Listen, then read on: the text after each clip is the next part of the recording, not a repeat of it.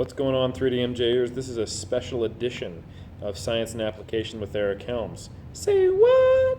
This is actually the first of a two-part series where I've interviewed some of the speakers at the AFPT conference in Norway that I was recently at the end of August, where essentially this is the Academy for Personal Training, one of the best places in the world for learning personal training. It's an amazing place where it's a year-long academy that they educate over half of the personal trainers in Norway and are making huge strides in their country towards improving the fitness and the health of the nation. And they have an annual conference which I have the pleasure of speaking at. And I've interviewed James Krieger, Alan Aragon, Brad Schoenfeld, Dean Somerset, Nick Tumminello, and Brett Contreras, which I have broken up into two interviews. And this is the first of those interviews. So please enjoy as these guys drop some knowledge bombs. Folks, this is James Krieger. First time on the 3DMJ channel. Welcome. Thank you for coming on, James. Yeah, thanks for having me. Yeah, big fan of your work for a long time. Some of your stuff has been highly influential in the way I've thought, and your meta-analyses that you've done with the rest of the Bropocalypse team has been great. So yeah, tell us a little bit about who you are, and then we'll get into some discussion about what you know. Well, I've been involved in the fitness industry since the late 90s. I used to be on MFW, or Miss.Fitness.Weights, with guys like Lyle McDonald and everything, and back then. So I have 2 master's degrees, one in exercise science and another in nutrition, and have a number of publications, especially the past couple of years, done a lot of collaboration with Brad Schoenfeld and Alan Aragon and some others, and then I have my own website, Weightologies.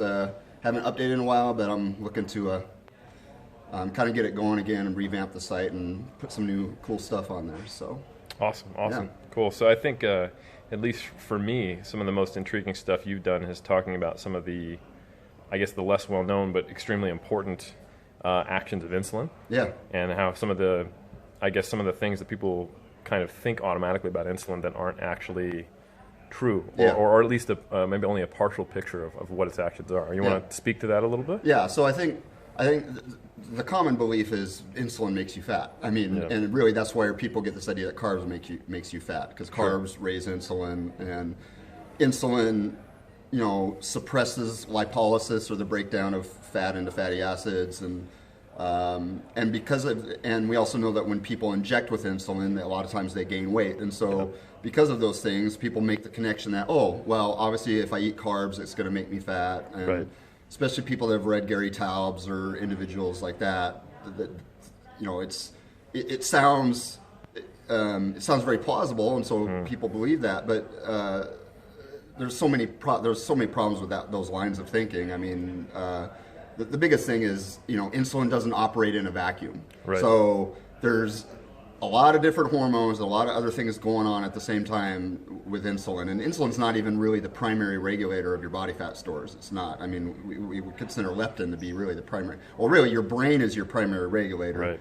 And as from a hormonal standpoint, leptin would be your primary regulator. So insulin's not even the primary regulator, but that's kind of a side thing. But it's there's just so many misconceptions about insulin. Insulin, for example, people have this idea that if I eat a sugary food and my insulin spikes, and then my blood sugar drops, and my insulin drops, and then I get really hungry. And I'm actually going to be talking about that this weekend at a presentation, but that's actually not true either. And insulin, in fact, is a satiety hormone, and we know that from a lot of research on both rodents and humans that higher insulin levels are actually associated with being less hungry, not more hungry. Right. So there's just there's so much data that directly contradicts this whole insulin model that it's not a correct model. And then there's been a number of nails in the coffin. Kevin Hall recently released has a couple studies out over the past 2 years, very highly controlled metabolic ward studies. Right. That pretty much also just kill the whole idea of insulin, affecting your body fat stores, or this idea that we got to control our insulin levels through diet. Right. You don't need to try to control. You shouldn't need to worry about your insulin levels, diet-wise. Right. So, I mean, if you're really that worried, you probably shouldn't be eating whey protein, because whey protein will actually pump out more. You'll get more insulin release from whey protein than you will from eating some white bread. So, yeah, that's one of those things people don't realize is that insulin is not just a response to carbohydrate; it's a response to protein. Yeah, it's even a higher response when you combine protein and carbohydrate. Yes, yeah. yes. There's like a synergistic response. Yeah, and yeah, I've always, some of that stuff is, it's one of the common ways that people make mistakes with science is that they look at one mechanism and they extrapolate from it. I don't know if you've seen that. All the time. All the time. And some very well-respected researchers have done it. They'll look at something, either it's the mistake of, seeing correlation for causation, or the mistake of looking something at isolation and assuming actions, when it comes to the real world. So yeah, I think that's always a very interesting paradigm, because it just everyone who's watching this interview, I guess the thing you should be looking at is actual outcomes. That's something I preach, especially if you applied practitioners. We're here at the AFPT conference. This is a personal training conference, and if you're a personal trainer and you're worrying about the actions of individual hormones, it's really not relevant to what you're doing. You want to worry about what outcomes were going to affect body composition if that's your kind of your shtick. So So any other areas that you want to talk about today or anything? I could talk a little bit about I think another really popular series of articles that I wrote on my website quite a while ago was on body composition assessment. And so I think this is relevant to a lot of personal trainers and anybody who's interested in physique or bodybuilding or anything like that. Need to be aware that all the techniques out there to assess your body comp, whether it is skin folds or DEXA or underwater weighing or the bod pod or BIA, they are all estimates. They are all, and they're actually very rough estimates. And I think people don't really realize how rough those estimates are. Even the techniques that people really kind of put up there on a pedestal like DEXA, if I test your body fat with DEXA and let's say it comes out at 10%, really your body fat could be anywhere, probably in most cases, from 7 to 13. I mean, there's that much error in it, and I don't think people really realize that. And so it's something that I think trainers need to be aware of, especially if you're assessing people over time.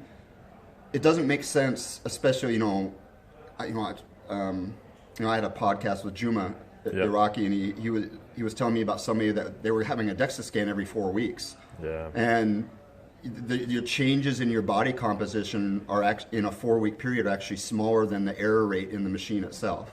Yeah. And so it doesn't make sense to measure your body composition that often. Yeah, the statistical noise is larger than the change that you expect to see. Yeah, and so I think it's really critical that people are aware of. It's just an estimate. And even with tracking change over the time, if you're using the same technique, you still want to be aware of the error rates and make sure you're leaving enough time between measurements and things like that. And I don't even want to use the word measurement, because really what people need to understand is we're not measuring your body fat. Yeah, we're estimating it. All the techniques, we're measuring something else that is related to body fat. Yep. And then, but there's an error there because we're not actually measuring actual body fat. So it's just, I think it's a very important. So we should do live dissection with our clients. That's what you're saying, yes, right? Exactly. Got it, Awesome. Well, James, thank you so much for your time. Yeah, thank you. Thanks for having me. That's the handshake on camera. Yeah.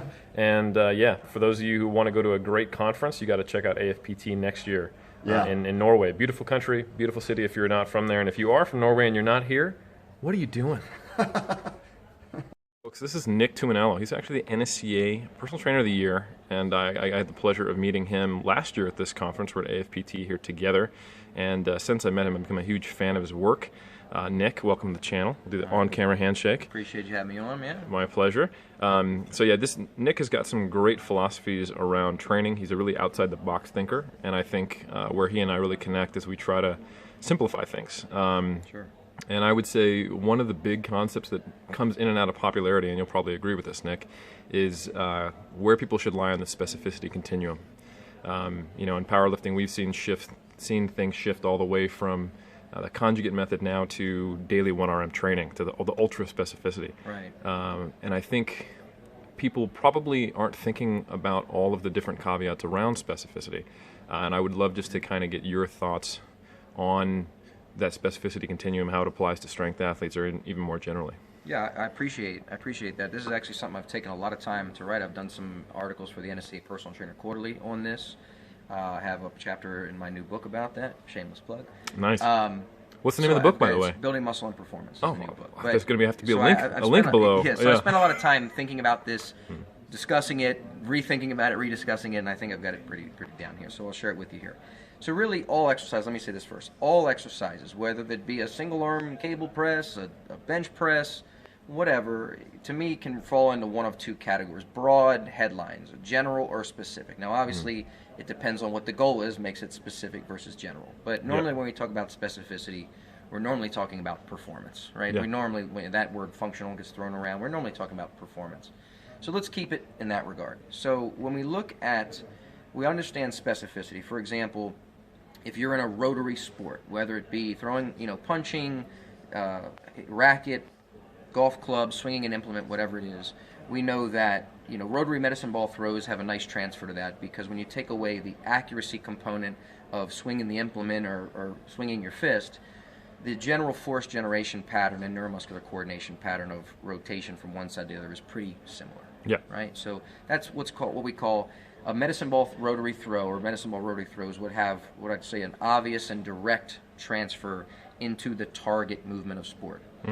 Assistance exercises in, like a bench press is an assistance exercise for the bench press. It's really a specific exercise for the bench press because it replicates the specific force generation and neuromuscular coordination patterns of the bench press. Okay, that's pretty obvious stuff. It is an obvious and direct transfer. What a lot of people don't give as much lip service to or understand, especially people I would say who tend to take the functional stuff a little too far, is general exercises that would fall in the general category that would have a more indirect transfer because it's less obvious. It doesn't necessarily look like the target movement that you're trying to improve. Right. Now, it's obvious to say, well, general exercises, will improve bone density and tissue tolerance and motor unit recruitment. That's all obvious. But let me throw a few other things at you. I'll give you an example. Like, I would spend a lot of time doing more bodybuilding-oriented programs with a few NBA athletes I've worked with, and some NFL athletes. And you might listen and you go, why would you just do that? They're athletes. What about speed agility? Well, first off, depends on the in-season, off-season. That's beyond the scope of this. But they're already getting what we would call specific training. It's called practice. Yeah, playing the sport. Yeah. Now, what were they not getting? What elements can I throw in that they're not getting from playing and practicing their sport? And one of those is just putting on muscle mass. So I'm really going to talk about an impact sport where you have to box somebody out, or you're dealing with impact or delivering impact. So we know that a bigger body is harder to move. That's just physics. Keep in mind, I'm not going to talk about opinion here. I'm going to talk about physics. So we know a bigger body is harder to move, which is why when you see the offensive lineman, so what I'm leading towards is you put more muscle on, and you're able to have a better stable base into the ground. By the way, the more stable you are, the less balance you need. So you're able to transfer and utilize that bench press strength or that one-arm cable strength because you have a larger base of support, or you basically have more stability through your own body weight pushing. Yeah, you can generate more ground reaction force. Exactly, right? Exactly right. We know from research that pitchers, some research looking at pitching, that in general, unless you just have, freak anatomy set up, that bigger pitchers tend to throw the ball harder, which is also why we see more knockouts in heavyweight boxing. Right. All right? A little side note, we also see in research that harder punchers in all weight classes tend to use their legs better. Right. All right. So by gaining hypertrophy, just getting bigger, more weight on the scale, rarely do we want to gain fat. Yeah. You'll have a better ability to use strength horizontally and diagonally, where you don't have a bench supporting it, where you're just on your 2 feet. All right. And we see this in American football, just for international viewers. The offensive linemen, when they're dealing with the pass rushers trying to protect the quarterback, these are rarely low body fat gym stud dudes who weigh 200 pounds that can bench press 600. They're normally guys who are kind of fat. I didn't say they're athletic. They're kind of fat. Some of them are arguably obese. They're 350 and they could probably bench 500 pounds because it's harder to push over 350, with a 500-pound bench than it is to push over 200 pounds with a 600-pound bench press because of the physics involved. All right? We also know that what a suspension bridge is based off of is basically dissipating the force through surface area. Mm-hmm. So we know that a larger surface area better dissipates force than a smaller surface area of the same stiffness, because stiffness does have something to do with it as well. So when you enlarge somebody's just sheer physiological muscle mass, you're creating a larger surface area to better dissipate force to protect maybe their passive tissues. Right. All right? Yeah, definitely. So essentially, it's not just a matter that a bigger muscle might be a stronger muscle. It's also how does that affect your biomechanics internally and externally, really. Yeah. So even just being bigger, like I said, rarely do we want to gain body fat, allows you to better utilize your strength from the standing position in the horizontal trajectory or diagonal trajectory. Right. Last thing I'll say is there was some cool mechanical research done in 2007 where they compared the bench press versus the standing single-arm cable press. And they kept an upright torso to keep the movement horizontal, and they had a split stance, staggered stance that was about the distance of the shoulders. That was kind of the control. Yeah. But anyway, the model predicted that under ideal mechanical conditions, which is basically provided you had no moving parts, you weren't very unstable, you were nice and stable and locked in, that you could press, the maximum you could press is 40.8% of your body weight, not of your maximal bench press, of your body weight, all right? So now let's just round it off and say 41%, make it easy. Sure. So this goes back to the American football analogy. Oh, now we know why I'd rather have a 350 guy guard me if I'm the quarterback who's not a huge bench presser than a guy with a little waist and low body fat who's a monster world-class bench presser. In that context, strength only matters to a certain point. Once you're stronger than matters relative to your body weight, it's really not going to help you because you just simply don't have a place to push from. Correct. And keep in mind, as much as opinionated as everybody is in the field and things, this is stuff that you cannot argue with because these are the laws of physics. And sometimes we forget about those things. So bringing this full circle, look at physics, look at principles, and use that to influence training direction. And this is a good example of how you can have a transfer. That's what function is all about. Now you can have a transfer, or what we call indirect transfer, where you're not doing something that necessarily replicates the specific force generation or neuromuscular coordination patterns of a target movement, i.e. box squats for a squat or bench press for a bench press. Right. But you can still have a positive transfer in the specific realm of this analogy or this example of high impact sports. Sure. Awesome. Nick, my friend, thank you for your time. Appreciate it, brother. Excellent perspectives, different ways to think about things, and hopefully you will kick some ass in your next presentation at the AFPT tomorrow. I'll try, man. Shall we it. put on a good show, and thank you for all you're doing for the field, man. My pleasure. Thank you, buddy. All right, 3DMJers, we have Alan Aragon here, believe it or not, I think for the first time on the channel, which is a travesty, but also a privilege at the same time. So first off, Alan, just thank you for coming.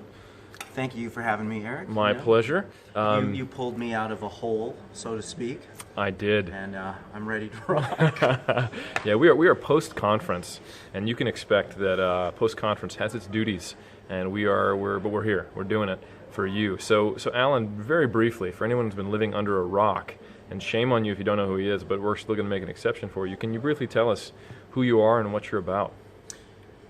Well, some of the more in-the-know folks know me as the Ron Burgundy of nutrition. And I am mostly a researcher and an educator. And maybe a part-time, formerly full-time practitioner. I used to be a trainer, and then I also used to be a nutritional counselor, so I spend most of my time right now writing and researching in the area of sports nutrition and nutrition for altering body composition, and I just do a bunch of primary and secondary research as well. So. Awesome. And so for those of you listening, Alan Aragon was a huge inspiration to me coming up, and I had the privilege of having him be one of the primary contributors to the evidence-based recommendations for natural bodybuilding papers for training and nutrition that we wrote. So the guy knows his stuff, and he's definitely a bro at heart like I am. And so yeah, we're going to discuss some stuff for nutrition for you guys and see what's going on at the moment. So we'll just start with the most important stuff right from the start, supplements. No, that's not true. If you believe that, you're wrong. So supplements, is there anything on the horizon that previously might have not been on your VIP list, if you will, okay. that might apply? Maybe something that we didn't include, or we downplayed, or we just didn't see coming when we wrote that evidence-based paper, as far as supplementation that might be relevant for bodybuilders or powerlifters. The first thing that comes to mind is citrulline malate. So right now, the really strongly established players in the supplement game are creatine, beta-alanine, caffeine. You've got things like protein powder, but that's more of a kind of a food-based supplement rather than a supplement. If if you know what I mean. But just over the past year or two, maybe even as recent as maybe just the past year or so, citrulline malate has really been gaining momentum in the research as far as increasing resistance training capacity. Okay. So it seems to be a viable addition to supplements like creatine. It may have some overlap in terms of its function with beta-alanine, but you never know whether stacking it would add to the results or whether it would just add to the hole in your pocket. But these are questions that may never be answered. So in any case, it seems to be one of the supplements that is gaining ground in terms of its evidence basis. Very interesting. Okay, cool. And I'll ask you a broad term, and the answer may be no, and that's okay. Since our publication on evidence-based natural bodybuilding nutrition, primarily, I think that's probably where we should stick with. Is there anything you think, like, man, looking back, I'd like to include that? It could be not even in the section you wrote on timing and frequency, maybe in the section I wrote on macronutrition, or the set Pete wrote on supplementation, which we just kind of covered, or anything else. Is there things that you think, if we were to write an updated version, we should include this time? Gosh, well, because it was on contest prep, there is this implication that we're talking about a sustained caloric deficit. So meal frequency is more, you can get away with a lower meal frequency and still retain lean body mass, like for example, 3 protein-rich meals a day. And gosh, in some cases 2, but that probably wouldn't be optimizing the muscle retention process. If we were to talk about maximizing rates of muscle gain, there's kind of this gray area between whether we're looking at 3 or 4 protein-rich meals a day. And when I mean protein-rich, I mean, kind of at minimum the leucine trigger, a leucine threshold dose of 20 to 25 grams in younger subjects and 35 to 40-ish grams in older subjects. But I maybe would have thrown that in there, like for that kind of distinction between retaining muscle and really kind of expediting rates of muscle gain. So there may be a difference there in terms of the frequency that you have protein. Okay. Within the day. Yeah, it might start at 4 if you really want to push it towards growth. So, got it. And then, there's just some breaking research from I believe it's Tipton's group, where they found that this so-called leucine threshold dose of 20 to 25 grams of protein, that got outperformed by 40 grams of protein when they looked at... So it's a leucine trigger, not a leucine hair trigger. No, it's almost like, we got to saturate, There you go. And congratulate, don't hate. Saturate. And so the 40-gram dose outperformed a 20-gram dose of whey post-exercise after a full-body resistance training workout. So research prior to this typically looked at training a single body part, like the legs, just like 8 to or 10 to, let's say 10 to 12-ish sets of leg extensions or leg presses.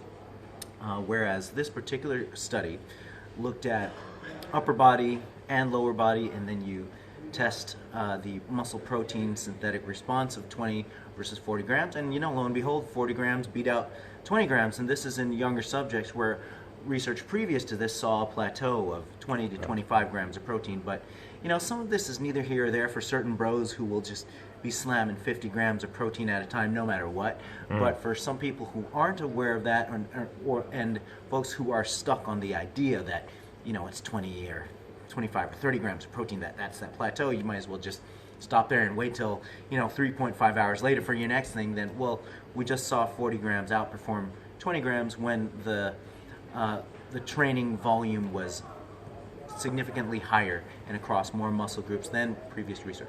Awesome. All right, Alan. Well, first off, I just want to say, so glad to have you on the channel. Thank you for your time. Thank you, man. It's an honor and a privilege, and I'm going to shake your hand on camera again. You know what, dude? I'm so impressed at, for you guys who don't know, Eric shared the lecture stage with me over here at the AFPT conference, and he just kicked so much ass that there's a bunch of ass left on the stage right now, man. And I'm not even kidding about that. So, well, thank you. Yeah, it's really an honor getting interviewed by you, Eric. Well, we'll just be honoring the hell out of each other now. Well, it is an honor to do that. I feel honored. I love you, man. I love you too, brother.